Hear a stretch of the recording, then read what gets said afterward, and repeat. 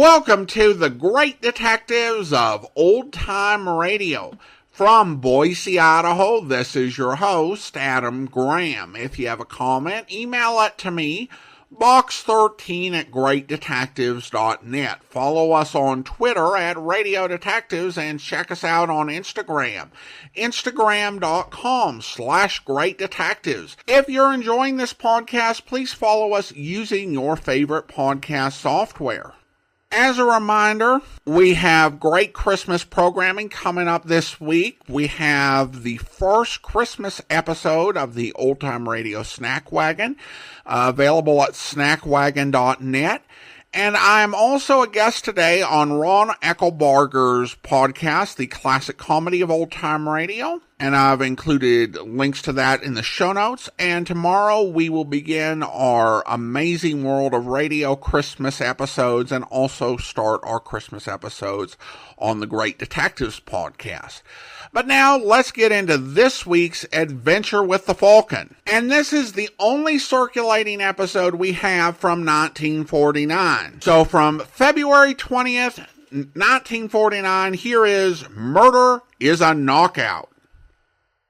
The Adventures of the Falcon, starring Les Tremayne.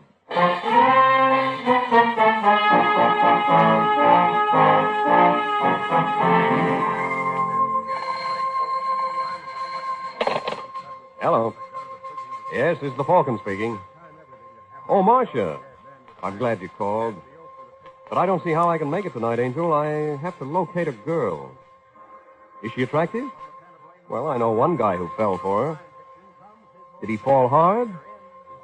They're burying him tomorrow.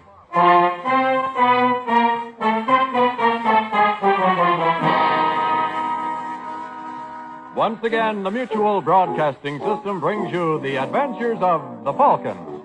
One thing about Michael Waring, the Falcon, he certainly gets around. You met him first in his best-selling novel. Then you saw him in his thrilling motion picture series. And now we're happy to bring you again his adventures on the air. Yes, it's Michael Waring, that freelance detective who's always ready with a hand for oppressed men and an eye for repressed women. So join him tonight when the Falcon learns Murder is a Knockout.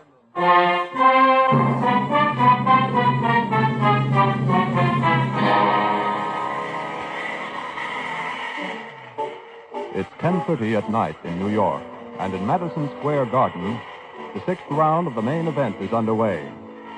At the ringside, blonde Kay Davis looks from the fighters to her escort, Vic Jones, whose good-looking but rather weak face is chalk white as he sees the boy he is rooting for taking a bad licking. Come on, Wallace. Keep that left up. Keep it up. Oh! This looks like the finish. Come on, Walters. 1, 2, 3. Well, there it is. Come on, Walters. Get up. Oh, don't disturb him. Vicky needs his Get up, rest. fella.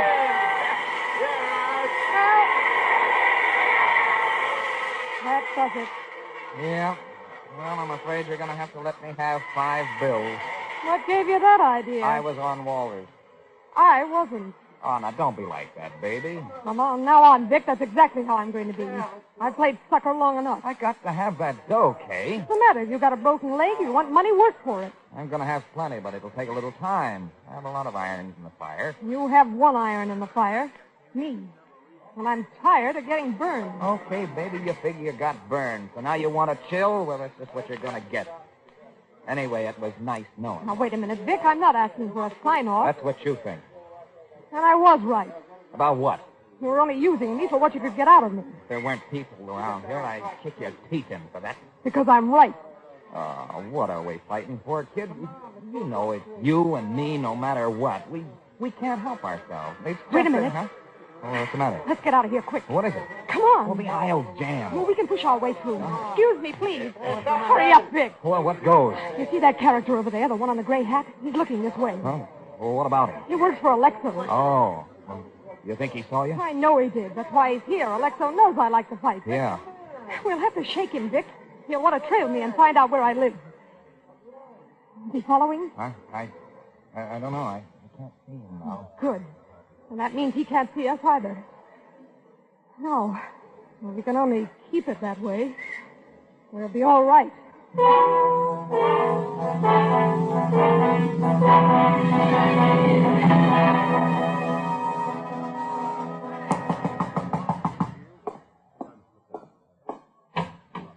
Hello, Hagen. How do you know my name? Kay pointed you out at the fight tonight. Sorry she couldn't stay around to see you, but she wasn't feeling sociable. She went home. I apologize. What do you want? Alexo, is he here? No.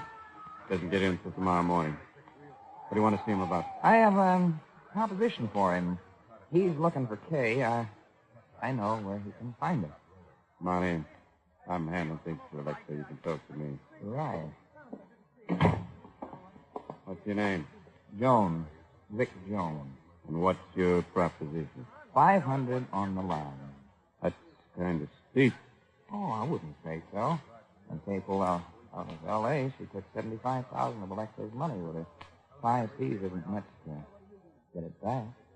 I'll find her sooner or later, whether you help or not. Yeah, sure, but while you're looking, she'll be dipping into 75 grand. She could burn up a lot more than 5 bills before you reach her. Got a point. Well, do we do business or don't? All right, Jones. The deal.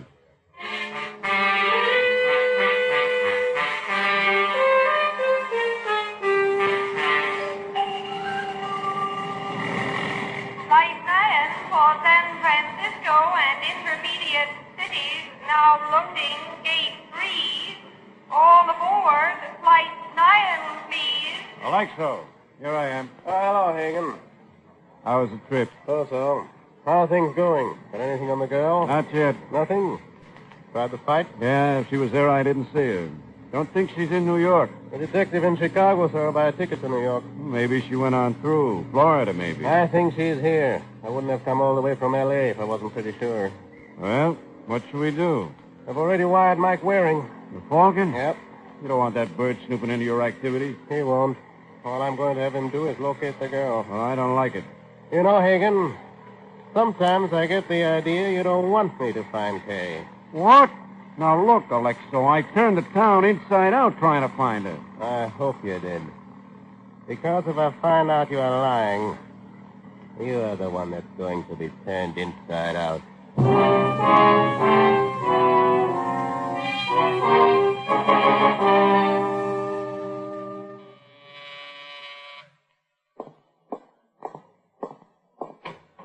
How do you do, Mr. Waring? Hello? You must be Alexo. That's right. Come in. A nice trip. Not bad. Well, what can I do for you? I want you to find my sister. So you said in your wire. What can you give me on her? Here's a picture. When did you last see her? In Los Angeles 2 weeks ago. And she disappeared without any warning. Yes. You have any reason to run away? Not that I know of. What makes you think she's in New York? Well, I thought she might have gone to Chicago. Why? She used to live there, so I sent her picture to a Chicago detective. He located her, but before I could get there, she bought a ticket to New York and paid it again. Have you notified the police? No, I don't want her to get the idea I think she's done anything wrong. Why are you smiling, Mr. Wayne? I didn't realize I was. So, you have a detective looking for her in Chicago and me in New York. Anybody else? Well, some of my boys are looking for her. Boys? Those fellows who work for me. Doing what? They work for me in my business. What is your business? What's that got to do with this? You never know. Look, Waring, I didn't come here for a third degree. You came here to get me to find someone for you, so I have to know things about her. And you. What do you want to know? Why you've been lying to me. You say you haven't any idea why she disappeared, but still you're sure right away it's a long-distance fade-out. You don't want the police in it. You burn when I ask what business you're in. I don't like the way it adds up. All right, Waring. You don't want the job.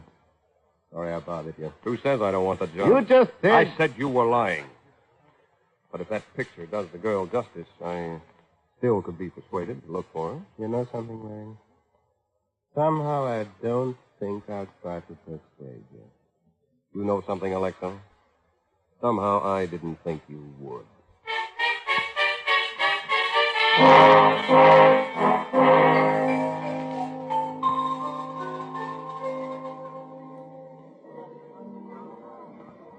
Hello, Kay. Hagen. How come a girl with your looks is eating alone? Maybe I like it that way. Nobody likes to eat alone. I'll join you. How did you know where to find me? Maybe I followed you last night and found out where you stand. Not unless you're invisible. I made sure I wasn't followed. Well, here I am. So I see. What would you do if I told you Alexo's in town? What? Does he know where I am? Not yet. Thank heaven. Don't thank heaven, thank me, Kay. And I know just how you can show your gratitude. Oh, you do? Yeah. You have 75 grand of Alexo's money, but I'm a generous guy. I'll let you keep 50 of it. Thank you, Hagen. Don't mention it. I'll finish your lunch. We'll go pick up my 25. Don't I get time to think it over? What do you have to think? You either want to keep 50,000 or you keep nothing. All right. I'll bring you the money tonight. Oh, no, you don't. I'm not letting you out of my sight till I have the cash in my hand. Not giving you a chance to run away again. You don't miss any tricks, do you? I can't afford to. I bid a grand slam. Believe me, Kay, I'm going to make it.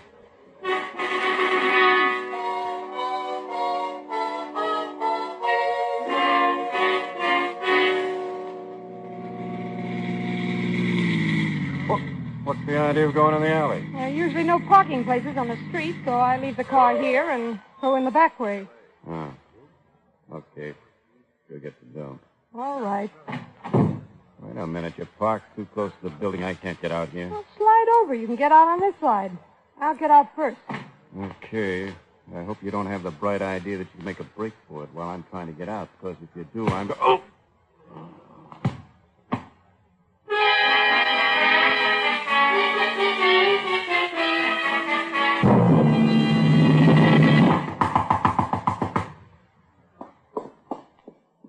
What? Oh, hello, Kay. You dirty rat. Huh? What's the matter? You know what's the matter. Get out of my way. I'm coming in. Well, I don't know. If you'd only tell me. I suppose you didn't tip Hagen where to find me. What? Well, why would I do that? You did it. You must know why. Hey, wait a minute. Where'd you get that gun? From Hagen. How? He tried to make a deal with me. 25,000 not to tip Alexo. I played along. Well, what happened? We drove into the alley behind my building. When he was getting out of the car, I clouted him with a flashlight. Then I got his gun. You're quite a girl. I can take care of myself. And I can take care of anybody who tries to cross me. I didn't cross you, baby. You gotta believe that. Maybe. Maybe not. Anyway, Alexo still doesn't know where I am. And you are not tipping him. Well, of course I won't. I'm glad we're agreed on that. But just to make sure... Wait, now, don't. Be careful with that gun. Stand right where you are. Kay. Don't try to get to that window. You're not getting out of here. Well, there's always the window.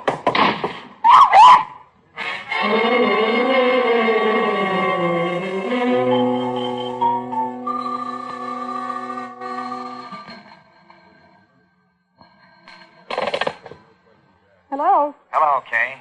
Vic. Well, that was a great stunt you pulled. Yeah, lucky I only live on the second floor. Anyway, it was better than getting shot. I wasn't going to shoot you. Well, it looked like it. All I wanted Never was... mind that now. All right. What do you want? I was looking for Hagen. Finally found him. You did? Yeah, he's still in the alley where you left him. He was sure pack a wallop. I gave him everything I could. He sure did.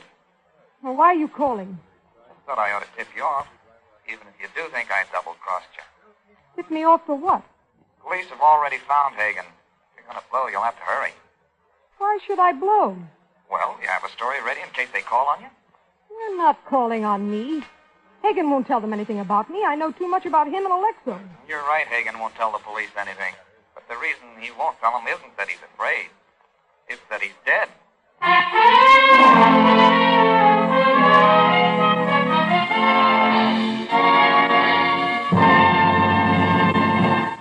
When sudden death calls, wearing a white tie and leaving a calling card in the form of a .45 caliber slug, it's frequently just another case for the Falcon.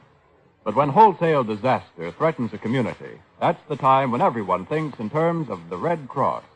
The 1949 Red Cross campaign has set its sights on the sum of $60 million to assault the problems that lie ahead this year. The increased total of disasters in the last year, the expanding national blood program, the large number of community services, All these require greater Red Cross efforts, made possible only by the financial support and volunteer participation of the people. Remember this. You, through your contributions and voluntary action, are the Red Cross, providing a channel through which compassion and mercy find expression in the relief of human suffering. You, too, can help through your Red Cross. Now back to the adventures of the Falcon. It's a couple of hours since the body of Hagen was found in an alley behind the apartment house where Kay Davis lives. Now, Peter Alexo, the client whom Mike Waring had rejected, is once again at Waring's door.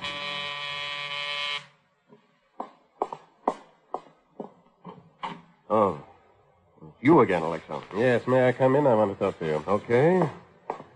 All right, what is it? Waring, I don't suppose I could persuade you to forget my visit to you this morning. Persuade me how? Money. Why? I have my reasons. What would it cost for you to forget that you ever saw me? Sorry, Alexo, my memory's too good. Yeah. I was afraid you'd take this attitude.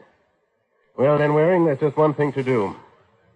Got to be cards on the table. Well, it's about time. Waring, that girl I wanted you to find. Yes? She is not my sister. Surprise. She was my girlfriend. Ran away with another man. I want her back. Mm-hmm. But I don't intend to risk a murder rap to get her. Where does murder come in? I had one of my boys, Joey Hagen, looking for Kay. Seems he found her. According to the paper, he's been murdered. And you figure she did it? I don't know, Waring. How about her boyfriend? A possibility. I want you to look into it. All right. As long as you don't start acting coy again. I can't now. The police are bound to find out Hagen was on my payroll. You figure the police will think you killed him. If we don't find the girl, I'm the only person in New York who had any connection with him. Uh-huh. What I'd like would be to hop a plane back to the coast and make like I've never been here. But that would require your cooperation.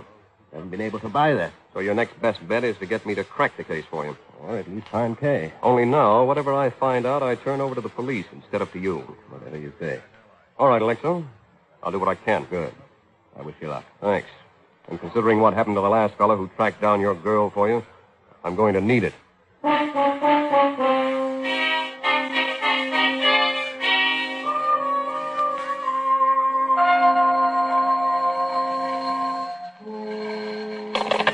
Homicide Squad, Lieutenant Gleason speaking. Hello, Gleason. Mike Waring. Sorry, Waring, we don't have a thing for you. How do you know? You don't know what I want. I know what we've got. Oh, you're too modest. You ought to be able to give me something on the Hagen case. Well, I told Don't you you I even don't... have any suspects? A girl, but... A girl? she could- Gleason, you interest me strangely. Well, before you start dancing in the streets, Waring, we don't have very much on her, only that Hagen was found in an alley behind the building where she lives. Her address was in his pocket, but she claims she didn't know him. We can't prove different. We're checking, but... Never mind that. What does she look like? Blonde, bleached, about 5'5", good-looking, but a little on the husky side for a dame. That's enough, Gleason. Where can I find her? At home, I guess. We're not holding her yet. But what goes, Mike? I'll let you know after I've seen her. And if she's who I think she is, the answer to your question is plenty.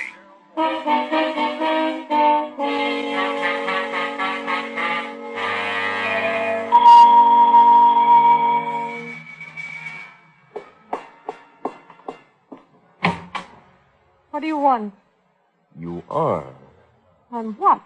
the girl in the picture What picture? that Alexo showed me. What? I don't know what you're talking about. I don't know any Alexo. Well, let me come in and I'll tell you all about No, it. you don't. All right. Then I go to the police and tell them that the Karen Dorrance they questioned is really Kay Davis of Los Angeles. And Joey Hagen came to New York for the express purpose of finding her. You win. Come in. Thanks. And now, Mr. Waring. Mike Waring. The Falcon. You're working for Alexo. Mm-hmm. The police know about him yet? Not yet. But I'll have to turn what I have over to them pretty soon. I don't think you will. Hey, that's not very smart, pulling a gun. You're not going to talk. All right. I don't talk. The police have a corpse. They'll check on its background. It'll lead them to Alexo, and that'll lead them to you. I don't know what to do. I have to have time to think. Should have thought before you killed Hagen. I didn't kill him. He came here to see you, Yes? and you didn't want him to report back to Alexo. He wasn't going to report back. Why not? He wanted me to pay him not to. Oh. And you agreed. I was going to think it over. But killing him was a cheaper out. I tell you, I didn't kill him. I want to ask you something, Mr. Waring. Go ahead. What is Alexo paying you? Why? Whatever it is, I'll double it if you'll work for me. Sounds like the same deal Hagen got. And look what happened to him. No, I've given up trying to get away from Alexo. I see it's no use. But I'm in a spot with a murder. Maybe you can help clear me. Maybe. Unless you're guilty. I'm not. Well, what do you say? All right, Kay. You've hired yourself a detective.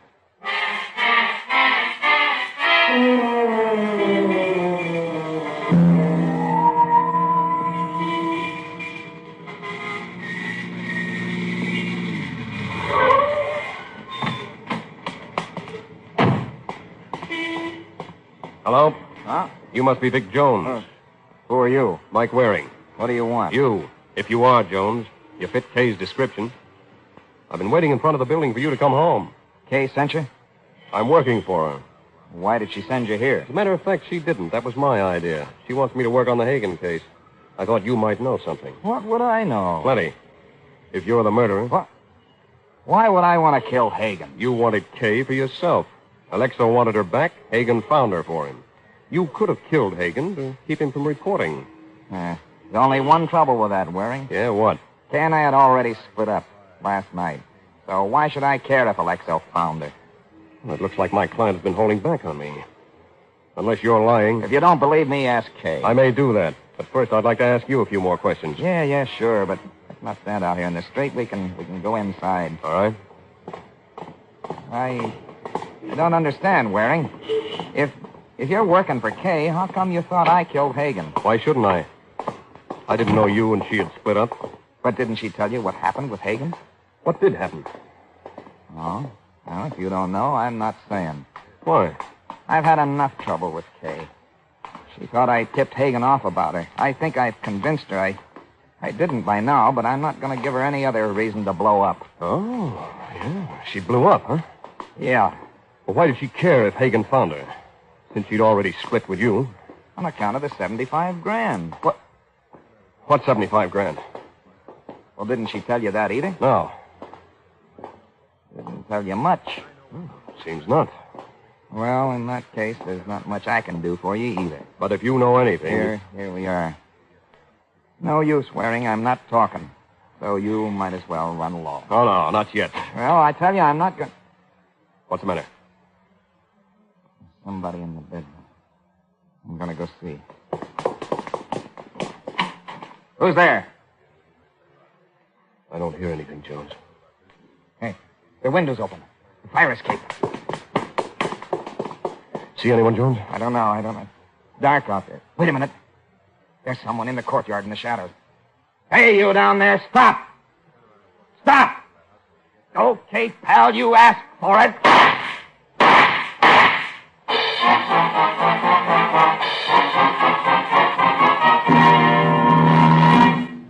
There's high Western action adventure for you on Mutual's thrilling new radio program, Straight Arrow.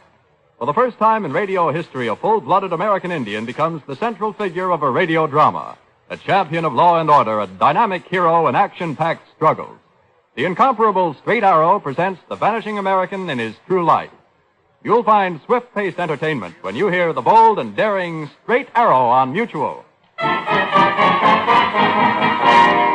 Now back to the adventures of the Falcon.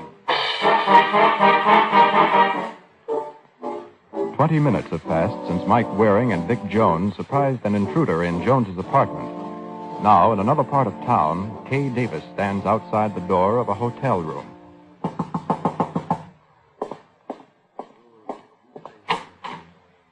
Hey, Hello, Alexo. this is a surprise. I thought it would be. Come in. All right.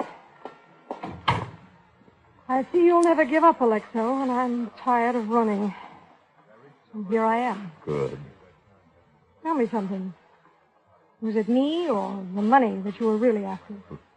Don't you know? You're like a jerk. I'm no Bobby Foxer, but I really had it bad with that crumb Vic. It's all over now. I'm glad to hear that. Now we can go back and pick up where we left off. Aren't you forgetting something? What? A little matter of murder? Oh, that's right. But I think I know how we can take care of that. Oh. If we play it right, stick together, we ought to be able to pin this on Vic. Jones? Oh. Try this on the side. 75 grand. Suppose I'm not the one who took it from you. Vic did, and ran off with me. But I didn't know it was your money. Couldn't we say that? Then what? So you weren't really looking for me, you were looking for Vic. The only reason you tried to find me was that I could lead you to Vic. Oh, sure, I get it. Then when Hagen found you, Vic had to kill him to keep me away from the two of you. That's it. It gives him a motive. Yeah. I've already started on it. I planted your briefcase, the one I took the money in Vic's apartment tonight. He almost caught me at it, but I got away. Great. I think we can make it stick. Well, this calls for a drink, beautiful. A celebration. Who's that? I don't know, but whoever it is, remember our story. Sure, kiddo, sure. Hello, Alexo. Thought I ought to report. May I come in? Waring, of course. Come in. Thanks. Oh, my other client's here, too. Well, good. Hello, Kay. Hello, Mr. Waring. Your other client? Yeah. I have no objection to a double fee, since you both want me to do the same job. Crack Hagen's murder. Oh. Kay, why didn't you tell me you were the one who beat Hagen's head in? What? Who told you that? Vic? Nope. He must have. He's the only one who... Who what? Who knew? And don't reach for that gun again. Run out, you know. I'll take that. Give it here. That's better. As a matter of fact, Kay, nobody told me. But you told me yourself Hagen found you. And he wouldn't have let you get away from him again unless he couldn't help himself. You admitted you didn't pay him. Well, I didn't mean to kill him. It was an accident. I just wanted to knock him out so I could get away. She killed him, but I thought No, Alexo, she didn't. What? But she thought she did. That's why she's been so hysterical. What? I've checked with the police. Hagen's head was covered with blood, but there was no blood in the alley where he was found. That means he was killed somewhere else and brought there. But how does that mean that Kay She didn't... wouldn't have planted the body right behind her own apartment building. It would point directly toward her. Oh, I see. But Vic knew I'd knocked Hagen out in the alley, so he brought the body there to frame me. It was Vic. Not necessarily. Hagen recovered and left. He could have told anyone else what happened. That's right. But who else would have wanted to kill Hagen? How about you, Alexo? Me? Hagen double-crossed you. You wanted revenge. You killed him. I didn't know about the double cross. Then you tried to frame Kay. No. It's no use, Alexo. All I need is a few more answers from Kay, and I'll have all the facts I need. And now that she realizes how you tried to frame her, I think she'll give them to me. What is this, Waring? I hired you to clear me. You hired me to solve the case, Alexo. And that's exactly what I'm doing.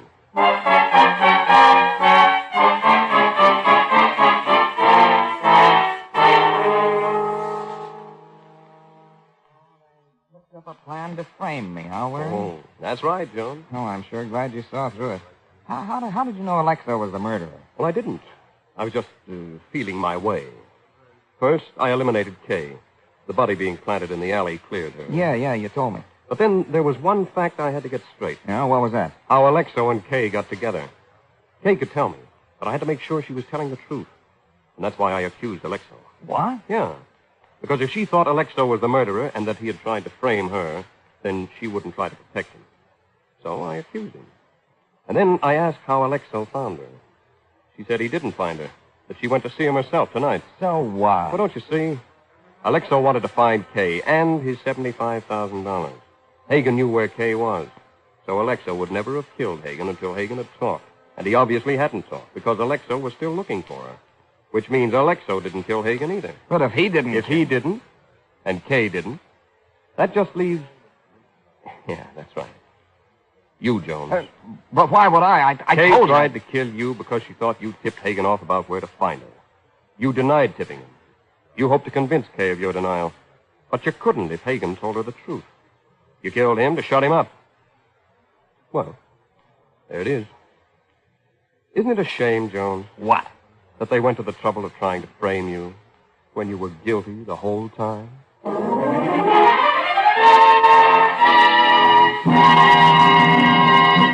Death is a one-armed bandit.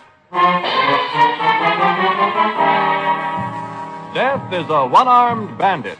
That's the title of next week's adventure of the Falcon, when Mike Waring learns that when it comes to slot machines, there's more than one way to make a killing.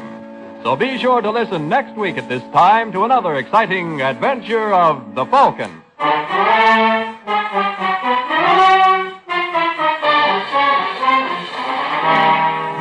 The Adventures of the Falcon are based on the famous character created by Drexel Drake, produced by Bernard L. Schubert, written tonight by Gene Wang, and directed by Richard Lewis. Music by Emerson Buckley, composed by Richard DuPage. Les Tremayne was starred as the Falcon, with Beverly Roberts as Kay. Russ Dunbar speaking. This program came from New York. This is the Mutual Broadcasting System.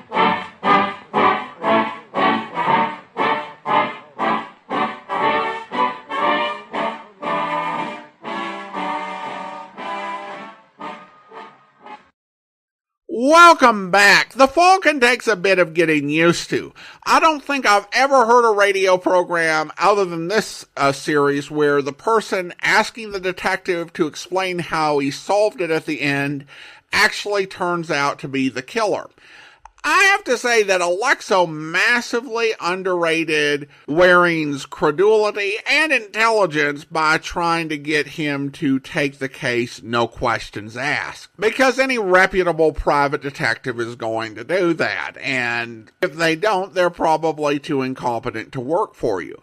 I also did have one laugh-out-loud moment at the beginning when Vic was begging the guy he'd bet on to get up, and Kay said, "Don't disturb him, he needs his rest." That was a fantastic line, and I hope you enjoyed this week's episode. Now, one quick programming note. Next week is going to be our recording break, and most of the programs will take a week off. In the case of the Falcon, we'll actually be taking 2 weeks off. And there are reasons for that, mainly having to do with recording schedule. Plus, when we do return, we will be introducing Les Damon as the Falcon. So this kind of feels like a really good stopping point where I'm not going to mess up people's routine too badly. And of course, we will have seasonal encores the next couple of weeks for both Christmas and New Year's. All right, well, now it's time to thank our Patreon supporter of the day. And I want to go ahead and thank John Eric, Patreon supporter since March of 2020, currently supporting the podcast at the Seamus level of $4 or more per month. Thank you so much for your support, John Eric. And that will do it for today. We will be back in 3 weeks with another episode of The Falcon. But join us back here tomorrow for the start of this week's Yours Truly, Johnny Dollar, and our Christmas episodes where... You will, 30 minutes from now, if you say the word. Oh, Nick, you're lucky we're not standing out there on the sidewalk. In a car seat, I haven't got room to swing. Still a fool, huh? I don't know. Why don't you write me about it? You'll have plenty of time. Up there in the death cell. Suppose I didn't make any claim on that policy. Then you wouldn't have any reason to stay on the case. No sale, Nick. $100,000 is a lot of money. I'd want to find out why you didn't make a claim. You know why. You're out to pin this on me, and so are the cops. A man with a record hasn't got a chance. You should have thought of that before you killed Mel Pranker. Want to know something, Johnny? I didn't kill him. Well, I'm betting you did. What do you care who killed him? You're not shedding any tears over it. No, but I'd sure hate to see you get away with it. And I'd hate it even more if anything happened to that girl. Kathy O'Dare. Now, what could happen to her? She just might fall in the river. She probably thinks she's safe as long as she hides from the police and refuses to talk. And I hope you'll be with us then. As I said at the start of the podcast, I'm doing a round-robin crossover with 3 other old-time radio podcasters. And today we will be on classic comedy of old-time radio, where we'll be listening to an episode of Our Miss Brooks.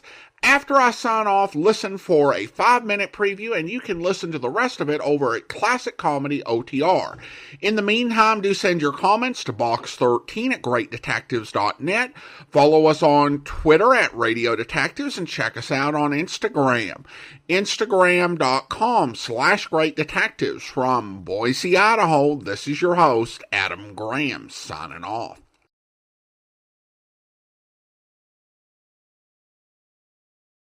Colgate-Palmolive Pete, makers of Colgate Dental Cream, Luster Cream Shampoo, and Palmolive Shaving Creams, bring you Our Miss Brooks, starring Eve Arden. and we take this joyous opportunity to wish you, on behalf of Colgate-Palmolive Pete, a glorious Merry Christmas. And now, our Miss Brooks.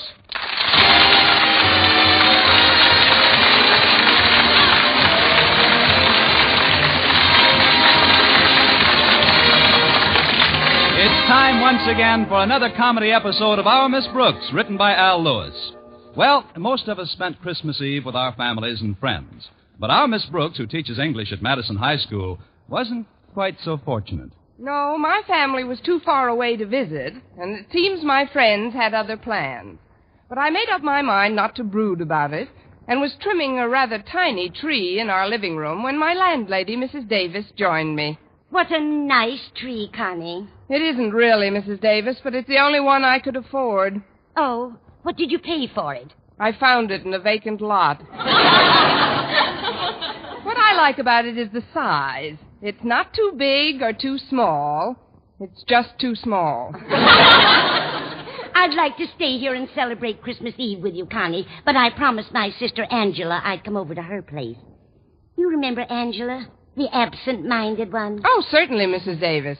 She always got a big thrill out of the holidays, even when we were girls. Of course, the poor dear could never remember when it was actually Christmas. And one Christmas morning, she did the funniest thing. What's that, Mrs. Davis? What's what, dear? What did Angela do? Angela? Your sister. My sister? The absent-minded one. What did she do? I haven't spoken to Angela in some time. What has she been up to? That's what I'd like to know. Maybe I can refresh your memory. Christmas morning, Angela did the funniest thing. Christmas morning isn't until tomorrow, Connie. You must be confused. Well, don't worry about it. I only get these spells once in a while. Well, you shouldn't let it go, Connie. If you don't mind my offering a little advice, I'd like to suggest that you train your mind to concentrate more. I'll do it, Mrs. Davis. Now, I've developed a little scheme which works wonders for me.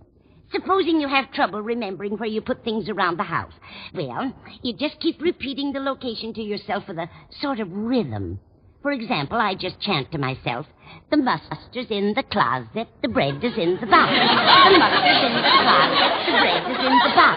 The mustard's in the closet, the bread is in the box. Now, isn't that simple? Oh. Mustard's in the closet, the bread is in the box. That's wonderful, Mrs. Davis. If anybody wants a mustard sandwich, you're really ready. Yes. Now, before I do anything else, I want to invite you to join me tonight.